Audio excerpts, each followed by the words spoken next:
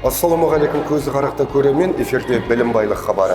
Бүгінгі хабарымызды біз Түркістан облысы Ордабасы ауданы Зерде мектебіндеміз. Дәл қазір менің қасымда сол мектептің басшысы, яғни өзімен жақынырақ танысайық. Аты жөніңізді толық айтып өтсеңіз. Саламатсыз ба? Мен осы Зерде жалпы білім беретін мектебінің басшысы. Есімім Нұршагүл Серікбайқызы, Ұябаева Нұршагүл Серікбаевна боламын. Жалпы мектеп қашан пайдалануға берілді? Көріп отырсақ, жаңа ғимарат сияқты. Мектеп 2022 жылы 9 сентябрьде осы мектеп бізге пайдалануға берілген. Қазіргі таңда бұл жерде 561 білім алушы білім алады, 2 ауысымда 65 мұғалім сабақ береді мұғалімдер. Жалпы енді қазіргі таңда бүкіл Қазақстанда мектептерде мынау кабинеттердің жабдықталуы жоғары деңгейге қойылған. Кабинеттердің жабдықталуы, материалдық техникалық базасына тоқталыңызшы. Мектеп осы мемлекет басшысының қолдауыменен қазір мектептерге өте жақсы көңіл бөлініп жатыр ғой. Сол тұста ашылғандықтан мектептің материалдық техникалық жағдайы өте жақсы деп айтуға болады. Осы Шұбарсу ауылы бойынша барлық балаға білім алуға ыңғайлы, қолайлы кабинеттер берілген.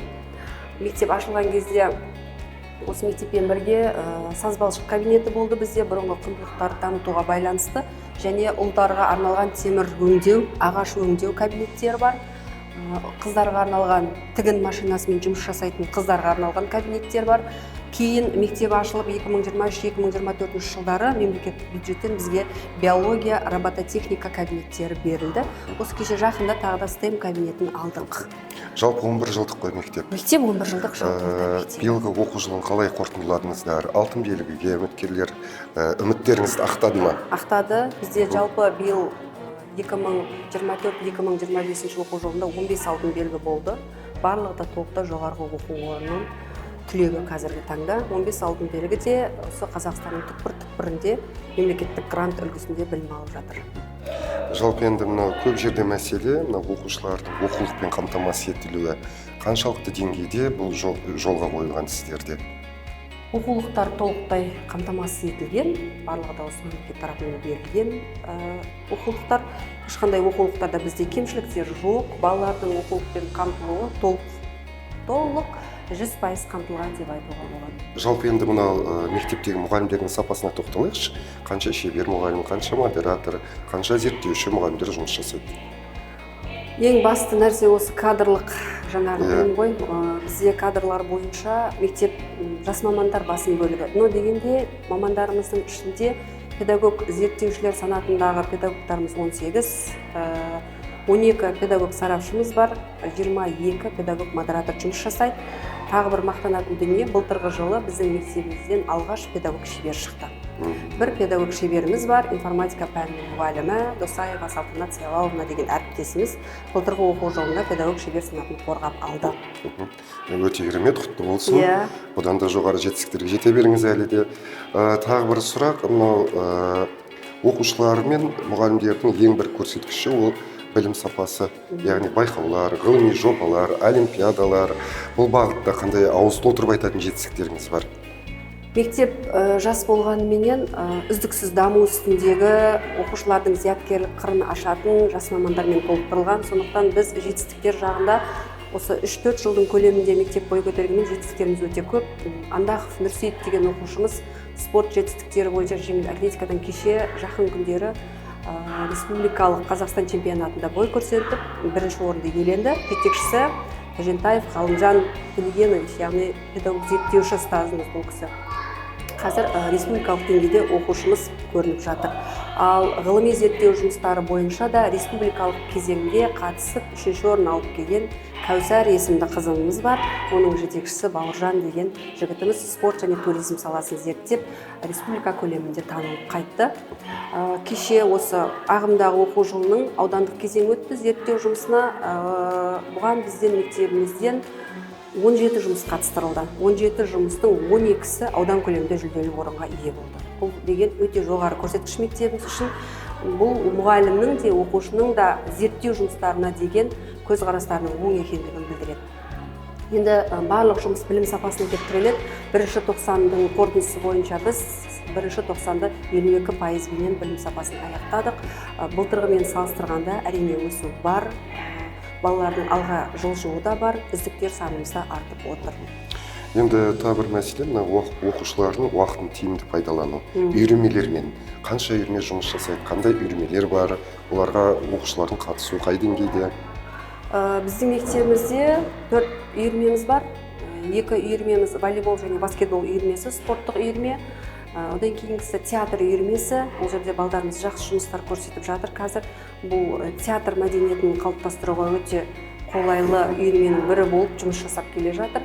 Ең соңғы үйірмеміз бұл сазбалшық үйірмесі. Жаңа айттым, көп мектептерде ол сазбалшыққа мүмкіндіктер жоқ. Бізде мемлекет тарапынан берілгендіктен сазбалшық үйірмесі бізде тұрақты түрде ұдайы жұмыс жасап келе жатыр. Аудан, облыс көлеміндегі іс-шараларда, көрмелерде сол сазбалшық құмырасынан жасалған бұйымдар қатыстырылып жатыр байқауларға. Ұдайы қатысып жатсыздар үйірмеге. Иә, үздіксіз қатысып жатырмыз. Тағы бір мәселе, енді мына бүгінгі таңда барлық жерде де қолға алынып жатқан балалардың қауіпсіздігі. Мына камерамен жабдықталуы, құқық бұзушылықты алдын алу бойынша қандай шаралар өтіп жатсыздар, осыған да тоқталсаңыз. Биылғы жылы қауіпсіз балалық шақ деген облыстық прокуратурадан бізге жаңағы жоба енгізілді. Осы қыркүйек айынан бастап апта сайын бізге мынау полиция бөлімінен келіп, мектептің ішкі жағдайы мен тәртіп бұзушылық, құқық бұзушылықтың алдын алу бойынша жұмыстар жасалып келе жатыр. Әрине ол жұмыстың оң болуына бізге көп септігін тигізіп жатыр. Қанша дегенмен бала формадағы азаматты көргеннен кейін тәртіпке деген өзгерісі жақсы қалыптасып келе жатыр деп айтуға болады. Мектепте жалпы 36 камера жұмыс жасайды. Ұдайы барлығы тұрақты түрде, ешқандай жұмыс жасамайтын камералар жоқ бізде. 4 турникет бар, 2 кіру, 2 шығу. Балалардың қауіпсіздігі бойынша мектеп толықтай жабдықталған деп айтуға болады. Жуырда ғана енді мемлекет басшысы Қасым-Жомарт Кемелұлы өзінің жолдауын арнаған болатын халыққа. Бұл жерде мынау жасанды интеллект енгізу туралы бүкіл әлемдегі қазір орын алып жатқан жағдайлар. Ал сіздің мектепте осы бағытта қандай жұмыстар, жолдауды қаншалықты талқылап, бұл бағытқа қаншалықты үлес қосып жатсыздар? Әрине жолдауды тыңдадық. Жолдаудың басым бөлігі ұстаз ұлттың шамшырағы деп әдемі бастамамен біздерге көп жаңағы жұмыстар жүктелді деп айтуға да болады. Соның ішінде жасанды интеллект барлық нәрсе мектеп қабырғасынан басталады, балаға білім беруден басталады. Сондықтан жасанды интеллектті біз 2 жылдан бері мектебімізде жобамыз бар, жасанды интеллект және жас маман деген. Оның жетекшісі өзім жетекшілік етемін сол жобаға. Құрамымда 12 мүше бар, ол мүшелер ұдайы жыл сайын ауысып отырады. Жылда келген жас маманды біз оған тартамыз. Ондағы мүмкіндіктер сабақтардың мақсатына сәйкес тиімді баланы қызықтыра алатындай жасанды интеллекттің мүмкіндіктерін сабаққа енгізу. Оның жаңағы оқушыға жеткізу. Бала көп жағдайда ауызша айтқаннан гөрі көзбен көргенді қолмен ұстаған жақсы қабылдайды ғой. Сол себепті жасанды интеллекттің мүмкіндіктерін пайдаланып, біз виртуалды зертханаларды жолға қойып жатырмыз. Бұл үлкен мүмкіндік деп айтуға болады. Енді оқушыларды мына ұлттық салт дәстүрге тәрбиелеу мақсатында ұлттық құндылықтар біртұтас бағдарламасы тәрбиенің енгізілген. Ұлттық құндылықтар бойынша қандай шаралар атқарылуда? Мынау байқап қалдық жаңағыдай қоңыраудың өзі күймен басталып, күймен аяқталып жатыр. Оның өзі оқу үшін керемет деп ойлаймын. Енді ұлттық құндылықтар бұл жалпы біздің қазақилығымыз ғой. Құндылық болмаса ештеңе жоқ деген сөзге де мен қосыламын. Құндылықты дәріптеу бізде күніге. Таңертең балаларды қазақтың күйімен күтіп аламыз. Төкпе күймен, шертпе күймен үзіліске шығарамыз. Кіреберісте әр айдың құндылығы жазылған бейне жазба тақташа тұр. Оны балалар күнде оқиды. Мұғалімдеріміз қысқа мерзімді сабақ жоспарларының бір бөлігін осы ұлттық құндылықтарға арнайды. Ұлттық құндылықтарға байланысты үйірмелердің барлығы жұмыс жасайды. Біртұтас тәрбие бағдарламасы аясында бізде ата-аналардың педагогикалық қолдау орталығы да бар. Апта сайын, ай сайын оған тиісті ата-аналар шақырылып, жұмыс жасалынып отырады. Әжелер мектебі, әкелер мектебі, оның қасында жеңгелер мектебі болып, қыздарға, ұлдарға салт дәстүрді ұдайы насихаттау мақсатында жоспарға сәйкес барлық іс-шаралар жоғары деңгейде ұйымдастырылады. Жүйелі түрде жүргізіліп жатыр. Жаңа бір сөзіңізді айтып қалдыңыз, мынау көбісі жас мамандар деп. Мектептегі жас мамандарға қандай көмектер берілуде? Әдістемелік көмектер, тәлімгерлер бекітіп тастарсыздар ма оларға? Қандай көмектер өзіңіз сабағына еніп, қаншалықты талдау жүргізесіз? мектептің 80% деуге болады жас мамандар құрайды. Жас мамандарға бізде алғаш жұмысын бастаған уақытта тәлімгерлер бекітіледі. Сол тәлімгерлердің сабағына жас мамандар кіреді. Біз жас мамандардың сабағына кіреміз. Әдістемелік жұмыстың жоспарына сәйкес жас мамандар апталығы 10 күндігі ұйымдастырылады және пән бірлестіктерінің апталықтары болады. Сол кездерде біз жас мамандардың сабағын үнемі қадағалап отырамыз. Басқа уақыттарда да мүмкіндігіміз болуына байланысты жас мамандарды барынша педагогикалық жаңағы кіріп кету үшін біз қолдау көрсетіп отырамыз. Озат тәжірибе мектебі жұмыс жасайды. Сонымен бірге жаңағы оларға арнайы менторлар бекітілген тәлімгерлер. Солардың көмегімен жас мамандарымыз жақсы жетістіктерге жетіп жатыр. Өте керемет. Соңғы сұрағым, жалпы директор мен көшбасшының айырмашылығы неде? Енді директор деген статус бұрыннан естіп келе жатқан статус қой. Енді мектепте білім алғанда да директор дегенде көз алдымызға басшы елестейтін. Көшбасшы деген бұл мектепті жалпы мектептің ішіндегі тыныс тіршілікті алға қарай жетелейтін тұлға ғой. Қазір авторитарлы түрде тек директор болып қалуға болмайды. Көшбасшы дегеннің ішіне жан-жақты тұлға кіреді. Ол мектепті басқара да білу керек, алға жетелей де білу керек, және демократиялық түрде мұғалімдермен, оқушылармен бірдей жұмыс жасай білу керек. Балалар сонымен ұтымды жауап мәтінін тыңдадық. Тыңдалым бізде болды. Енді айтылымға кезек келеді. Осы жерде Әбілхан Қастеевтің ұтымды жауап деп қай жауабын айта аламыз? Ол әрине оның таулардың бұларынан, қойдың құлағынан, анамның киізінен, ешкімнің мүйізінен. Тыңдалым өте жақсы жүріпті. Қазір маған қосылып, Әбілхан Қастеевтің жауабын керемет айтып отырсыңдар. Балалар, Әбілхан Қастеев өте керемет суретші болды. Әбілхан Қастеев жас кезінде суреттерді қағаз қаламы болмаған кезде тасқа қашап салып үйренді. Тасқа қашап салып 13 жасқа дейін қой баққан бала 13 жасында жетер енді. Өз өнерімді қолға алайын деп таяқты тастап сурет салуға үйренуге Жаркентке кетеді. Салған суреттерін атақты суретші Николай Гаврилович Хлудовқа көрсеткен кезінде атақты суретші жас баланың суреттерін көріп таң қалатағына осы сурет салуды қайдан үйрендің деген сұрақ қояды. Қойлардың анамның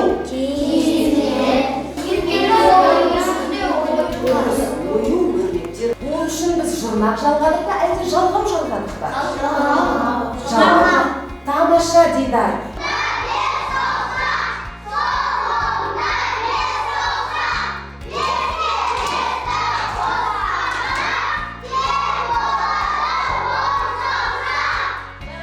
Екі тақталы сандарды қосу және азайту жүздіктер, есептер. 42-ші сабақ есептердің тиімді тәсілдерін бүгінгі сабақта өтетін боламыз балалар. Біз өткен сабақта сандардың тізбегін өтіп едік, балалар? Ал 20 мен 23-дің ортасында қай сан жоқ? 21, 22 жоқ. Бірінші біздің А есебіміз 3 сан қоссақ қана шығады екен, я? Енді қой есебі 100, 300, 500, 700 және 900 есеп сандар берілген. 100 мен 300-дің ортасында қай сан жоқ? 500 жоқ, жарайсыздар. 500 санды қайшы сан? Жалпы таулардың пайда болуы екі жолмен пайда болады екен. Біреуі тектоникалық қозғалыстардың әсерінен болса, екіншісі вулканның атқылауынан пайда болады. Мына жерде вулканның атқылауын біздер 3D форматта көре аламыз. Жалпы вулканның құрылымына келетін болсақ, вулкан жер бетінің биосинклинал деген бос аймағы болады. Сол жерде болады. Жердің астындағы лаваның өзегінен лавалар вулканның өзегі арқылы жер бетіне атқылап шығып, тауларды түзетінін көруімізге болады.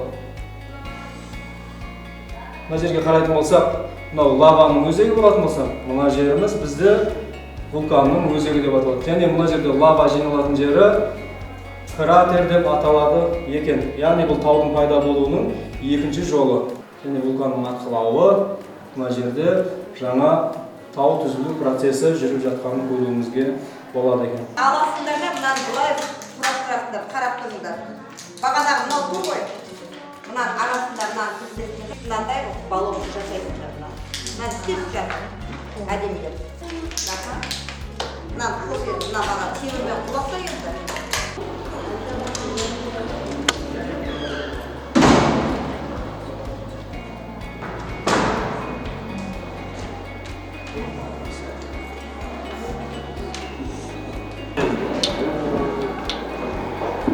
Идешь просто валяешь.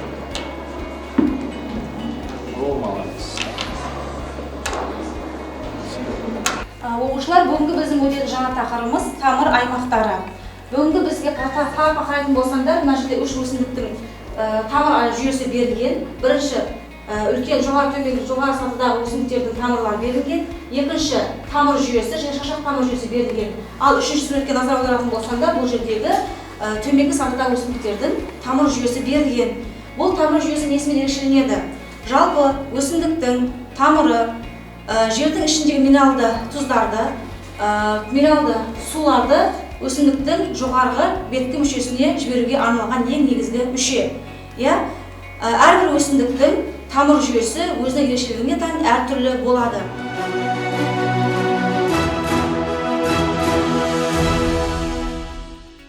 Бағдарлама соңында мынау өзіңіздің шәкірттеріңізге, ұжымдастарыңызға, мектептің ата-аналарына бір жақсы тілегіңіз, лебізіңіз, қандай да бір айтар пікіріңіз, тілегіңіз болса, мүмкіндік бар. Бізде енді ата-аналарымызды осы 4 жылдан бері мен жақсы танып қалған ата-аналарым біледі. Өзі әр ата-аналар жиналысына келгенде осы басшыдан жаңа не естиді екенбіз деп келеді. Мен оны олардың көзінен оқимын.